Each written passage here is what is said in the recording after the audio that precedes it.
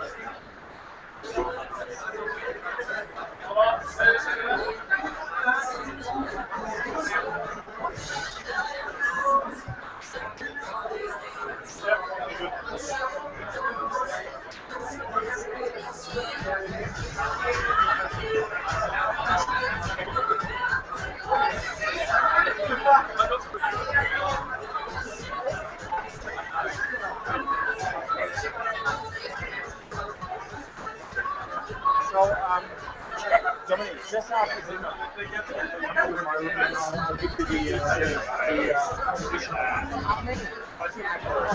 well, it's like the three that you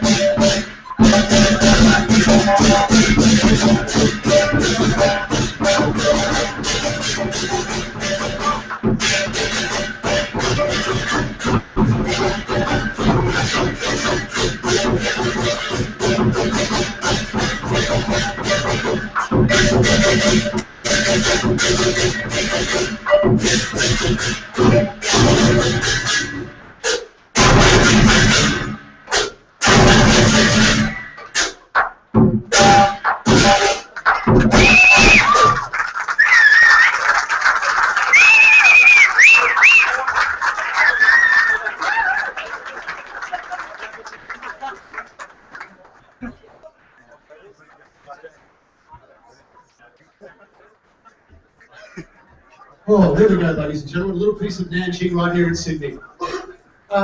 Welcome, everyone, and thanks to the Chinese Youth League for that tremendous display to get us in the mood. Would you please give them a round of applause?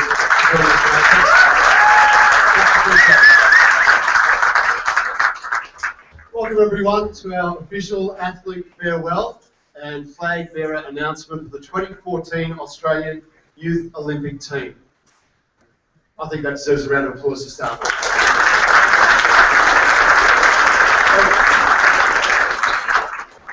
My name is Mark Beretta from the 7 Network, the official broadcaster of the Olympic and the Youth Olympic Games, which I'll actually applaud for because I think that's fantastic news for us. And just that, it is so good to be back in the family. It is great to look out here at a sea of green and gold. Anytime you get to do that is a special occasion, and I know for all of you who received your uniforms today and over the last 24 hours, and you put it on, and I know it feels really special. And then you gather in a room like this, as you've been today, and you see your teammates around you, and it is a great occasion. So take a moment to look around and savour it and enjoy this incredible moment, because this is a great occasion. We have many special guests tonight. We'd like to welcome just a few of them. We begin tonight with the Consul General in Sydney of the People's Republic of China, Mr. Li Huaxin, is with us tonight. Welcome to you. Thank you for joining us tonight.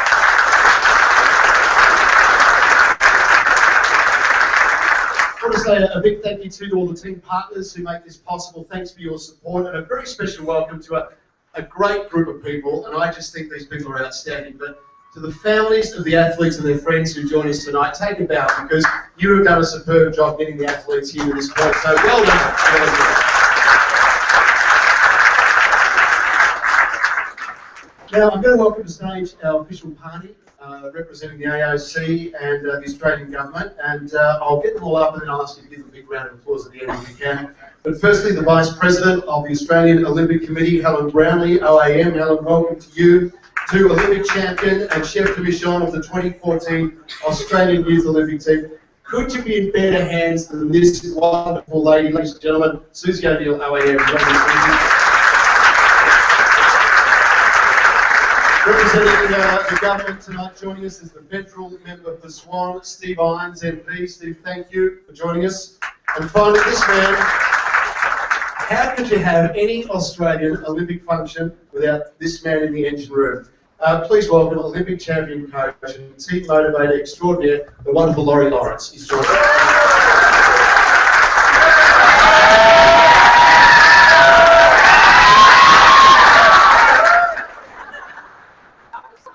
I knew I wouldn't have to ask for applause. This is indeed a wonderful occasion. I think for everyone who's had anything to do with this incredible event and for all of your lead up, I think that's a great thing everyone has in common in this room tonight. You're all very much invested in this team, very much a part of what's going to happen over the next couple of weeks. But for the 89 athletes who have gathered today, congratulations, and you go with the best wishes and the support of this country. We'll back you all the way, and from the 7 Network's point of view, we'll be showing you highlights, so we look forward to doing that as well. You're led by the wonderful Susie O'Neill as chef de mission, and you could not have a more inspirational, a more wonderful leader who epitomises everything that's great about the Olympic values. A great example too of leadership in your team is Jessica Fox, who will have the official role as the team's young ambassador now. Jess is a great story from these games in herself. In Singapore 4 years ago, she picked up the gold medal in canoe slalom and went on to London 2012 and converted that to a silver medal in her first Olympic Games. So to have someone like Jess with you, guiding you, helping you, call on them, use them, but you're in great hands as far as the leadership goes. Nanjing 2014 promises so much. It'll be an incredible time for all of you, and we hope you take away great success and great memories. But we also hope this is the start of the first chapter in your own Olympic history, that you get to experience this many more times. And in the bigger chapter of Australian Olympic history, you are written in there now. So congratulations on that and enjoy. The way we like to get things underway here, as always, is with the national anthem. We've got a very special guest to sing the national anthem for us tonight. So can I ask you to please put your hands together and welcome Sefa Ligaya, who is going to sing the national anthem for us to get us underway. Sefa, thank you very much.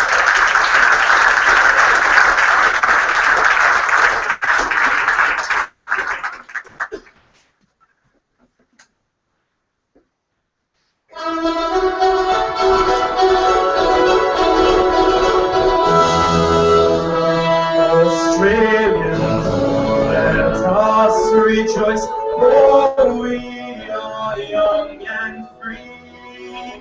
We've golden soil, well foretold. Our home is good by sea. Our land abounds in nature's gift of you, rich and rare. In history's page, let every stage advance Australia fair. In joyful strains, and let us sing, advance Australia fair.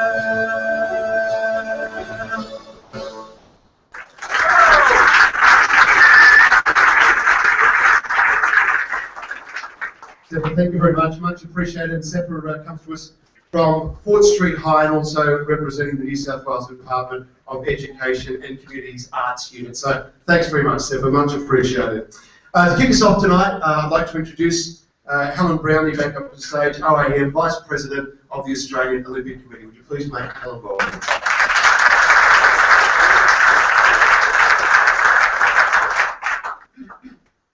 Distinguished guests, Mr. Li Huaxin, the Consul General in Sydney of the People's Republic of China, team partners, parents and friends, but most importantly, the young athletes of the 2014 Australian Youth Olympic Team. A very warm welcome to you all. May I firstly convey the apologies and best wishes of our President John Coates, who unfortunately was not able to be with us tonight. He will be in Nanjing though, and he's really looking forward to supporting you and cheering you on the field of play. So keep an eye out for him. And I know that his wishes and for safe travel go with that as well. I realise that you've had a very long and exciting day today. You've met each other for the first time, many of you. You've been outfitted with uniform and green and gold. You've learnt about the Olympic team values Aspire, and you've learnt about the culture and education programs which are being run in conjunction with the events in Nanjing. I think it's timely then to also remember the Olympic values that the International Olympic Committee like to bring forth and show at each of their games, and this will be very apparent if you take part in the activities in the village. The Olympic values are excellence, friendship and respect, and they're values that we can take into everyday life. Excellence, of course, means doing your best, not only on the field of play, but day by day at home, in your schools, in your communities. And remember, the important thing that you heard this afternoon is not actually winning, but taking part and doing the very best that you can do, giving it 110% effort. And I know that you're all going to do that when you get to Nanjing. Friendship is really important, and the IOC see this as a way that sport can encourage us to understand others and to show tolerance and work with other people to achieve a common goal. And I think the world today needs that more than ever. So over the next few weeks, you have the opportunity to make many new friends, not only with the people who are here in the room with you tonight, but also people from other nations, other cultures, and maybe they will be friendships for life, and people all around the world. So it's a very, very exciting time for you. Respect. This value includes respect for yourself, for your body, and then respect for others, for your fellow competitors, for the rules of play, and remember that you're representing not only yourself, but your families, your schools, in many cases, your communities, and our nation. And like it or not,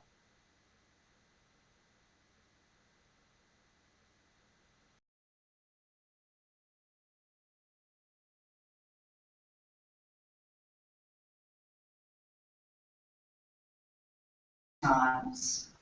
In closing, I just want to share with you a very special story that I thought was special from 4 years ago, and it wasn't at the Youth Olympic Games.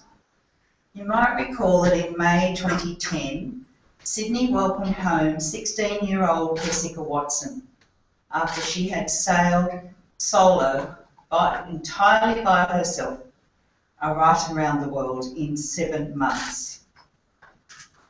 She, of course, had to go to a lot of welcome home ceremonies and parades, and people kept saying she was a hero.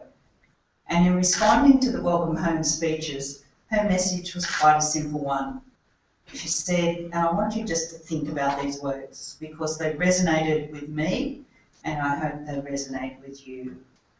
I don't consider myself a hero. I'm an ordinary girl who believed in her dream.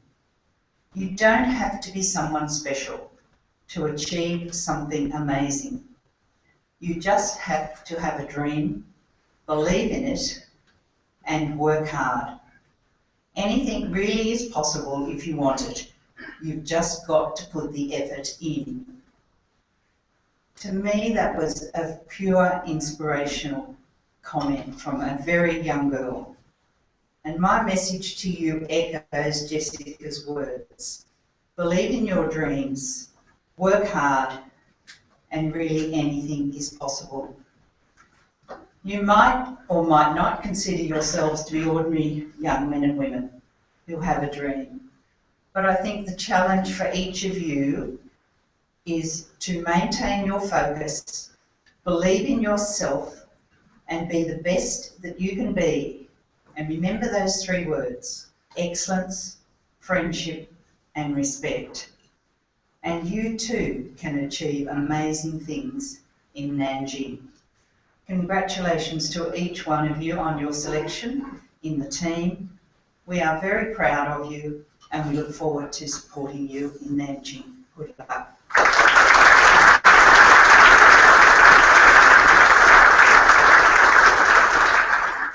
Well, thank you very much.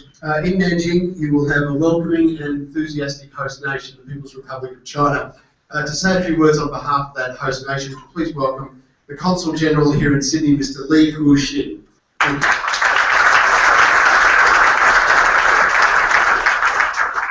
Good evening, Helen, Vice President, and all the athletes here, and your parents, and all the friends.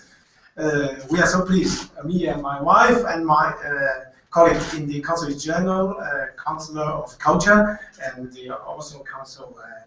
We are so pleased and honored to be here tonight to join you in this big farewell party. In fact, I know some of you already because I saw you in the website of this Youth Olympic Games for Nanjing Youth Olympic Games. I know you are 89 athletes. So you are going to attend this Youth Olympic Game. It's the second Youth Olympic Game after the first one was held in Singapore in 2010. And this is also the second Olympic game held by China after Olympic game in Beijing in 2008. So there are around 3,800 athletes from 204 countries and regions participating in this Olympic game. And this will be a very, very exciting game. And it's not, in fact, just an Olympic game. It's also an occasion for cultural and youth activities. So besides the matches, and there are also different cultural activities have been arranged for you. So you will have their cultural and people-to-people exchanges and activities. So I wish you, besides a good result in the Olympic game, also to achieve also contacts and exchanges with the Chinese people in Nanjing. Chinese people welcome you, and Nanjing especially made every preparations for you. On the 16th of this month, the opening ceremony will be held in Nanjing, and our president of the People's Republic of China, Xi Jinping, will attend this ceremony. And as I know, our Prime Minister is going to attend the closing ceremony. So this shows how important for China, for Chinese people. And also I would like to say some words about Nanjing. You know, Nanjing it means the capital in the south, while our capital now, Beijing, is capital in the north. So Nanjing is indeed an historical ancient city. It was built in the 3rd century, and was the capital for China for 500 years. So it's indeed a very, very old historical and ancient city. I wish you enjoy there too. And finally, I would repeat, wish you a good result in your games, and also exchanges and contact with Chinese people. So finally, I wish you pleasant journey, and I would say, go the Yellows!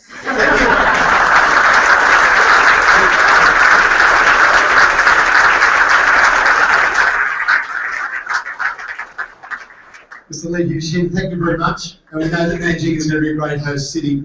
Would you please welcome now to say a few words on behalf of the government, Mr. Steve Irons, MP. Thank you, Steve. Thank you. I've been told I have to don the scarf while I'm up here. So, here we go. It's fantastic to be here. I was offered the chance to come and represent the Minister for Sport, and also to represent the Australian Government. And I thought a flight from Perth and a flight home tonight back to Perth for the ceremony to see you and farewell you to the Games is well worth it. So I jumped on the plane, I jumped at the chance, and it's fantastic to be here and represent you and see you off at the farewell. I'd like to acknowledge Ms Helen Brownlee, also Mr Peter Montgomery, Ms Susie O'Neill, and Ms Kitty Chiller and Ms Fiona de Jong, and also to the Consul General of the People's Republic of China, Mr Li Yuxin. Thank you for coming along today, and those fine words that you said to our athletes who are attending and the families who are going to go to Nanjing. I went to China, I was hosted by China as a guest in 2008, and I can tell you they will welcome Australians with open arms, and they will make sure you have a good time and look after you while you're there. So again, thank you to the People's Republic of China. I'd also like to make special mention of Laurie Lawrence, who I've spent many years watching and seeing his passion for Australia and its nation and its Olympic achievements excite not only myself but many other Australians over the years.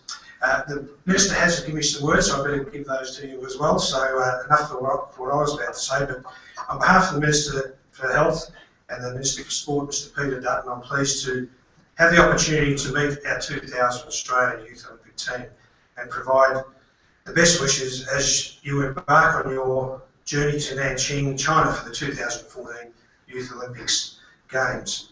I also congratulate each member of the team on their selection. It is a great achievement to be able to represent your country at such a prestigious international event with approximately 3,800 other competitors from over 200 countries.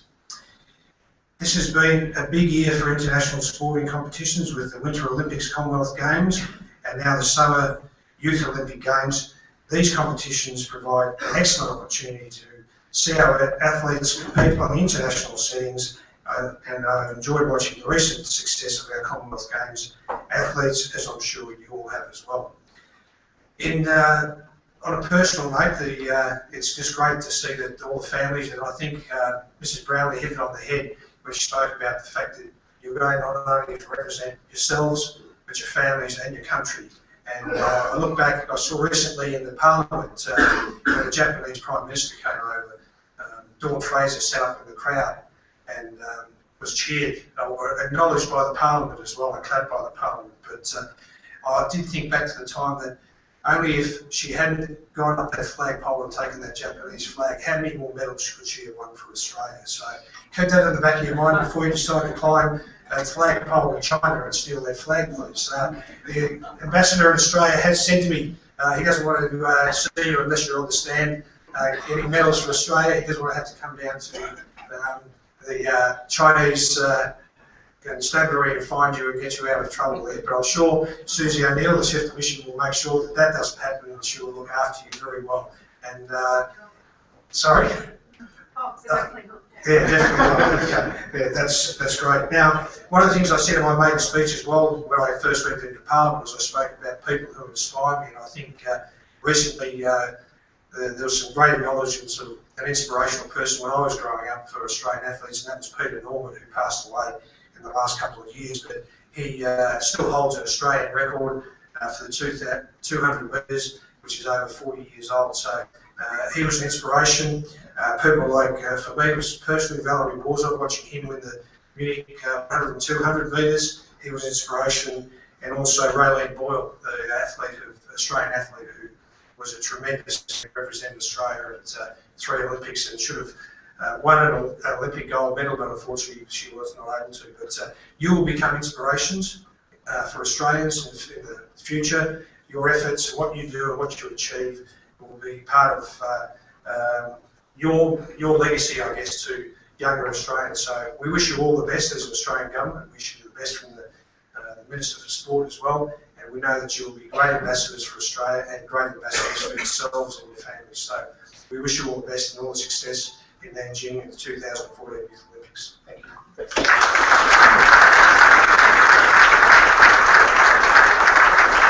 Steve, thank you very much, and thanks for making the trip over. Much appreciated. Time to introduce someone very special, one of Australia's most inspiring, successful swimmers. Madam Butterfly, as she was known, had a stellar Olympic career, attended 3 Olympic Games, winning bronze in Barcelona in 1992, gold, silver and bronze in Atlanta in 1996, and a gold and 3 silver medals in Sydney 2000. Ladies and gentlemen, please welcome the Chef de Mission for this team, Susie O'Neill.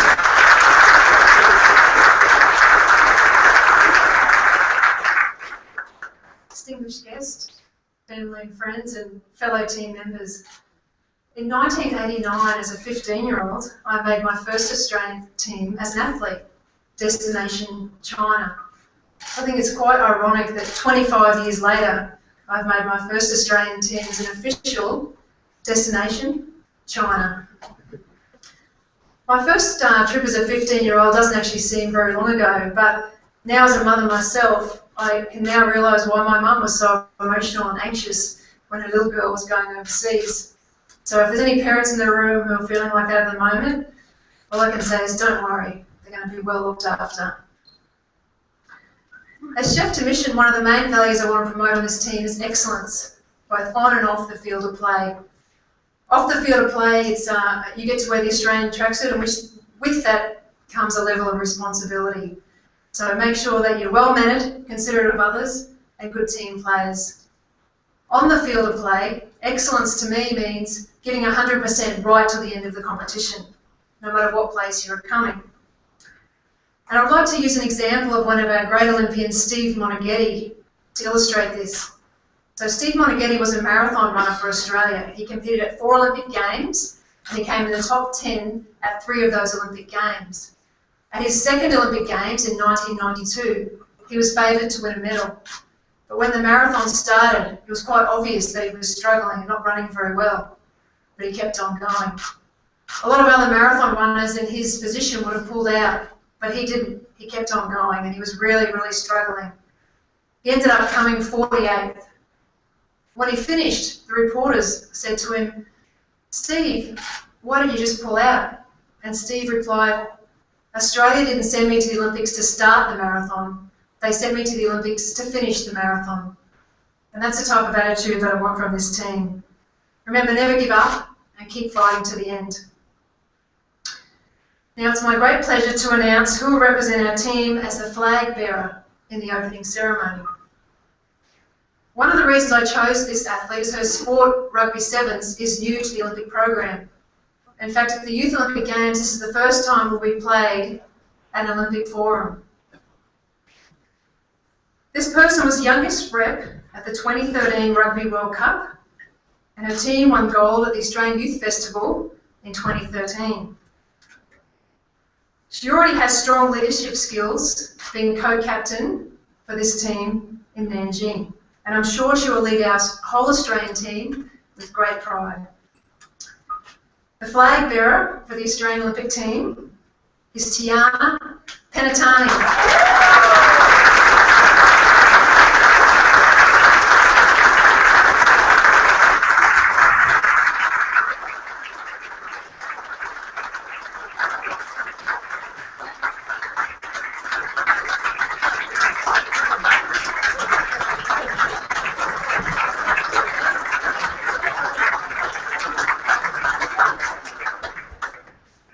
I've got to say, you've taken to that flag beautifully. That was first class waving straight up. Susie, you picked the right one. Fantastic. Congratulations. Now, I think we can probably let people know that this wasn't a surprise for you. You heard it a day or so ago. What happened when Susie rang you and said, we'd like you to be the flag bearer? Well, I was actually driving. I had Google Maps going, had music pumping, and then all of a sudden I got this phone call from this unknown number. And usually I don't answer private or unknown numbers, but something told me that day to answer it, and I answered it. And a voice on the other side said, "Hi, it's Tiana Penatani." I said, "Yeah, may I ask who's speaking?" And she said, "It's Susie O'Neill." And I was like, "Oh my God, Susie O'Neill!" I said, "How did she get my number?" Like I said, I was thinking. And then she, I'm not famous. And then she had given me the news, and I just felt like crying. The first person I called was my mum. I'm sorry, it was supposed to be confidential, but I had to tell mum. And yeah, I was in tears on the phone to mum, and it was just, I was overwhelmed, I guess you could say. Yeah. So now that you've had some time to think about it, you've got the flag in your hand. What do you reckon it means to carry that flag into the stadium at the spearhead of the Australian team? I just feel completely honoured to have been given the privilege to be flag bearer and to represent you 89 athletes. And I'd like to thank Susie personally for choosing me. I know there were so many choices that could have been made out of all of these talented athletes to be the flag bearer. So it's just humbling for me, and I just feel a great sense of pride, to be able to lead these athletes out in China. So just thank you, Susie. You're fantastic. You'll do a wonderful job. Congratulations.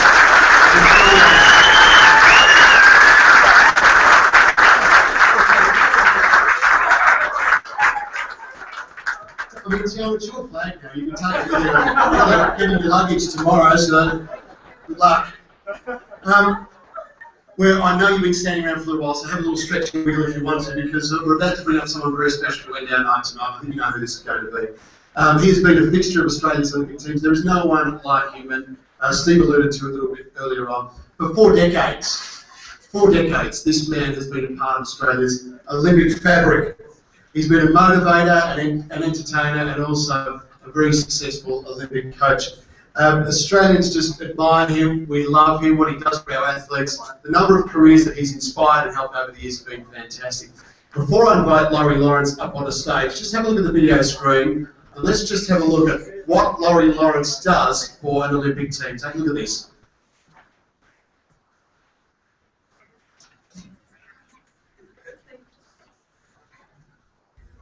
That's not Laurie on the bike.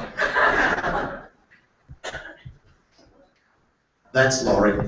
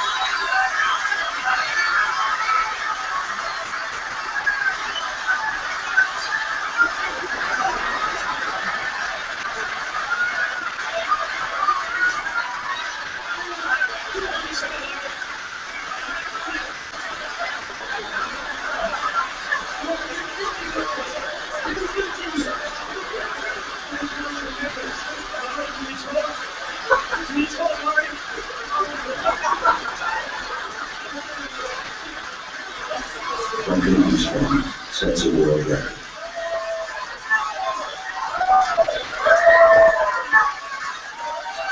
Anders Holmberg of Sweden in the golden pen wins the silver medal. For Mikael Voss, another disappointment. He finishes fifth. Matt Biondi of the United States finishes third. Lucky line 6. Lucky line 6.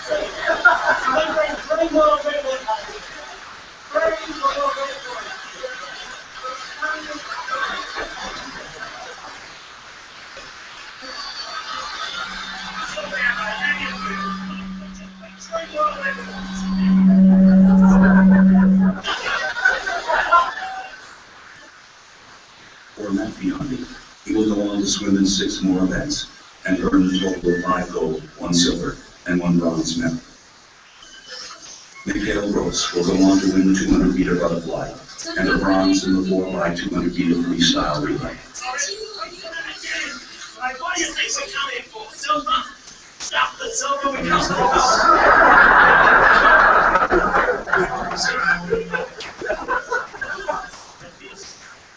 Where is it? Where's the animal? Where's the animal?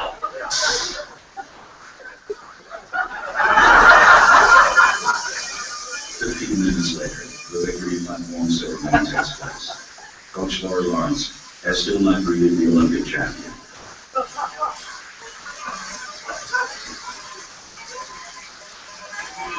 Duncan Armstrong approaches the podium, followed by Anders Holmberg and Matt Biondi.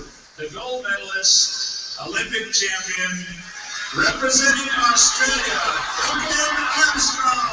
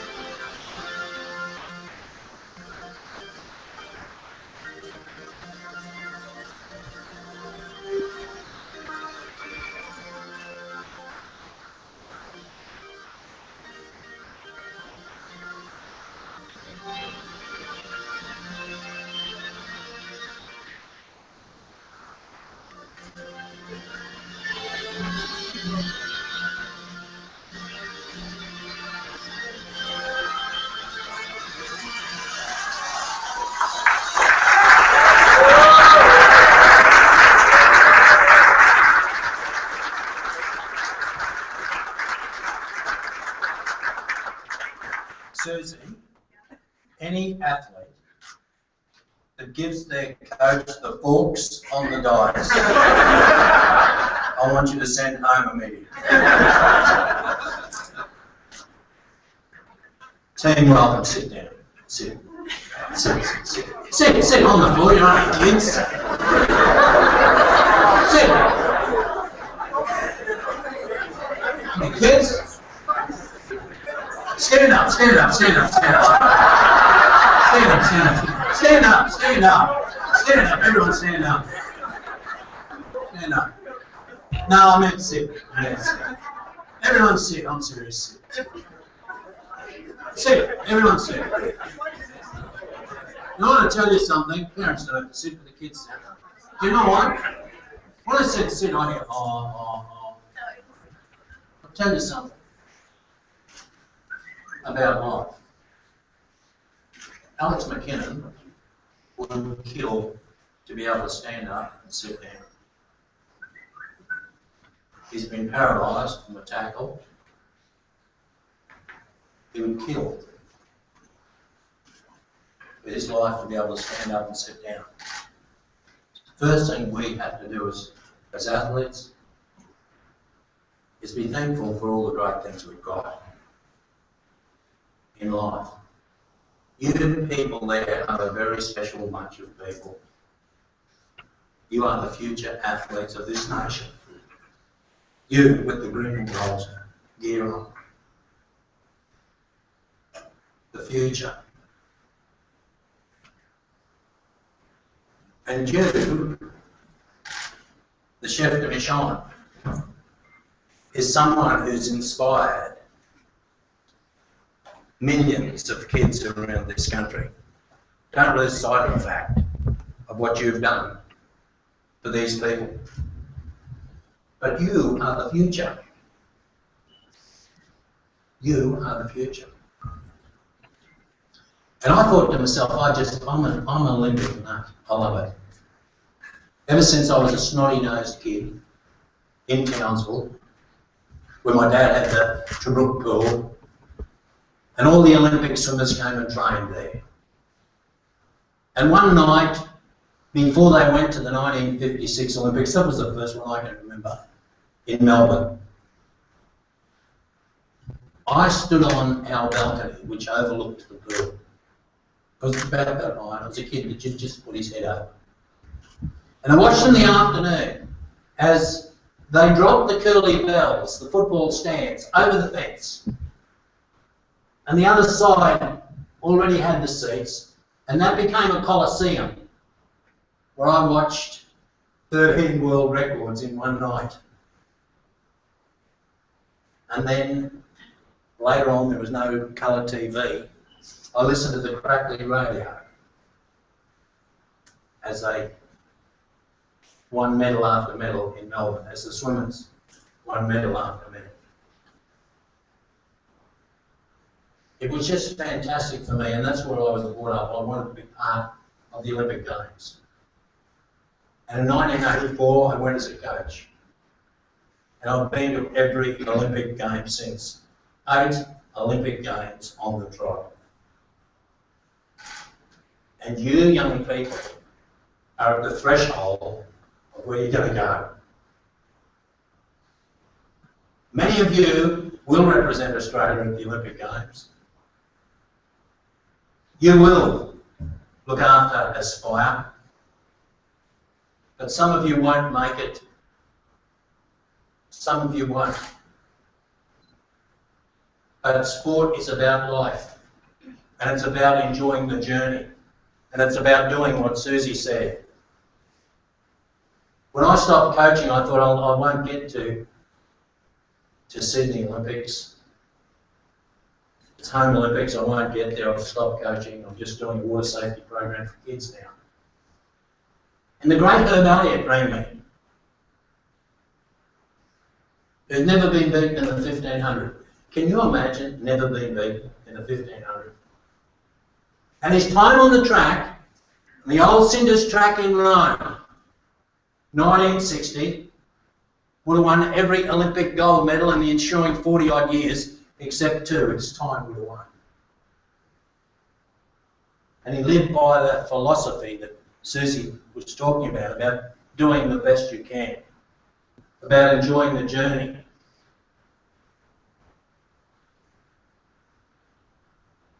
About thinking how lucky you are to live in this country. Just look at the news tonight. How lucky you are to live in this country. How lucky you are, son, to put on the green and gold. How lucky to carry the flag for Australia. So I sat up all night in this little motel out in Winton. Little motel in Winton.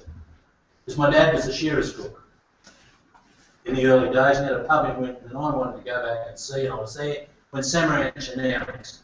And I sat up all night and I penned a poem that I'd like to share with you tonight as you are on the verge of leaving to go on your first major international with other team members. I think we'll put in Olympic bid, said Nick Grinder. And the critics laughed and rolled their eyes. But you can't beat China. There's 1 billion people over there. against 20 million. It's just not fair. But the dream was set. And we had a plan. To execute it, you need a man of vision, strength, integrity. Well, Coates is the bloke. Well, when you'll see. So he gathered round him a sensational team, just like Susie's doing here tonight. Gathered around a sensational team, each one sharing the Olympic dream. And then Samaranch announced, the winner, yes? See that name? Well, I could feel it tickle me old left kidney. Premier Fahey jumped high in the air, he landed 2 feet and backflipped a chair. But the knockers about failed to applaud it, screaming abuse. We can't afford it! But in 1 million homes across this land, kids dreamed their Olympic dreams about putting on their tracksuit and everything it means, about staying on and doing more when all the rest went home. The seed they'd sown had taken root, so they soldiered on alone.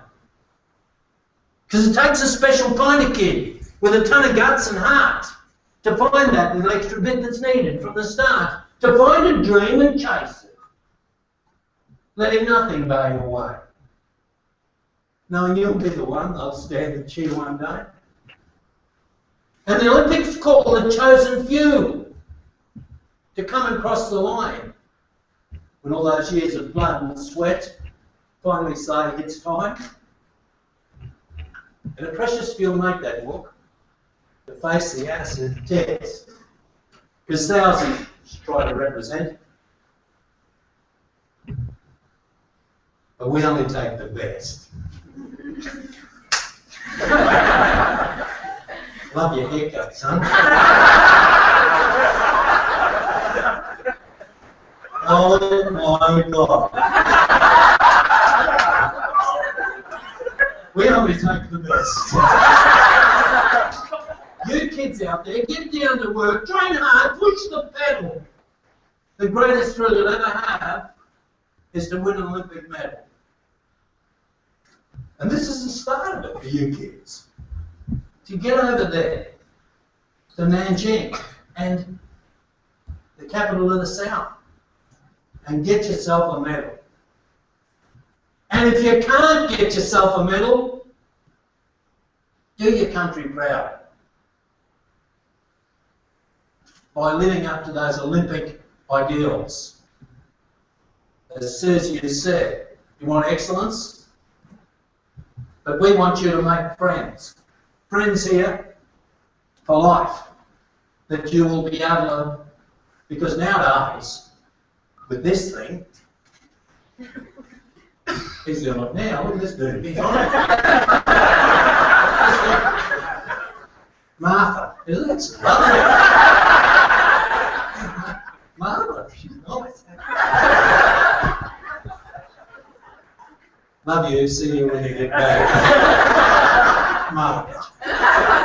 But it's amazing how you can keep in touch with people with these sorts of things. Amazing. I got a text this morning, beep, beep, beep. Open it up, it's my daughter. I've got 2 grandkids, she's given me 2 grandkids. You're a most amazing father, you're a most amazing father and grandfather I could possibly have. And to read it twice, tears in eyes. I thought to myself, I wonder what this little bitch wants off me.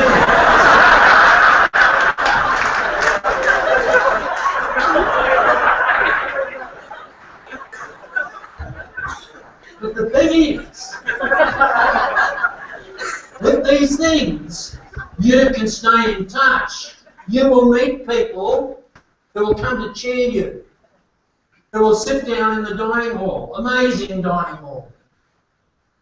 The Olympic Games, last one, London, this is the blazer. Inside, every Olympic Games, in gold, from 1896 when Edwin Flack won the first Australian gold medal, and every Olympics after, and every Australian Olympic gold medalist is in here. When we walked out into the stadium, we had history on our back. You're going to create some history in the opening ceremony. Enjoy every moment of what you're doing. Make friends. Make friends. Get into that dining hall. You go in the dining hall, the Olympic Games, mate, seats, 10,000. Never sleeps. Never sleeps. Open 24/7. Get what you like. Anything you like in the dining hall. Tall basketballers, tiny gymnasts, huge weightlifters, boxers. Sorry, boys. Don't come up with me. Whatever. They're there in that dining hall.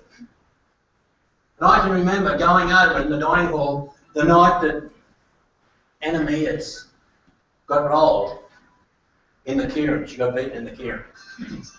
She was expected to win. And she went to the front, and all of a sudden she backpedaled a little bit. Instead of keep hammering, you get to the front, you don't stop. She backpedaled a bit, two people passed her, blocked her, she finished up fourth, nowhere. I come into the dining hall that night to see her and a coach in the far corner, just past the McDonald's store. They do have a McDonald's. I don't know.